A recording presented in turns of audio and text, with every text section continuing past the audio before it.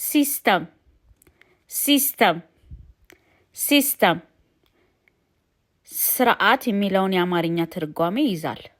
a group of parts working together. For instance, the solar system has the planets and the sun. የፀሐይ ስርዓት ፕላኔትና ፀሐይን ያካትታል።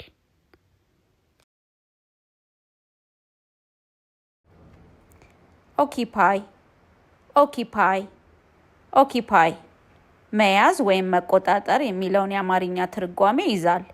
means to take or use a place or space. For example, they occupy the room. They occupy the room. ክፍሉን ይይዛሉ። ክፍሉን ይይዛሉ። develop develop develop ማዳበር ወይም ማሳደግ የሚለውን የአማርኛ ትርጓሜ ይዛል። meaning to grow, improve or become better. For instance, she wants to develop her skills. ችሎታዋን ማዳበር ትፈልጋለች። symbol symbol symbol ምልክት የሚለውን የአማርኛ ትርጓሜ ይዛል። meaning a sign or picture that represents something. Example, a heart is a symbol of love. ልብ የፍቅር ምልክት ነው። identity identity identity identity መለያ ማንነት የሚለውን የአማርኛ ትርጓሜ ይይዛል። it defines a person or a group.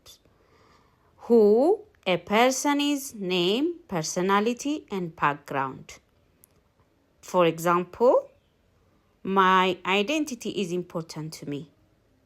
በምሳሌ ስናየው my identity is important to me. ማንነቴ ለእኔ አስፈላጊ ነው። በአጠቃላይ አይዴንቲቲ ማለት መገለጫ ማለት ነው።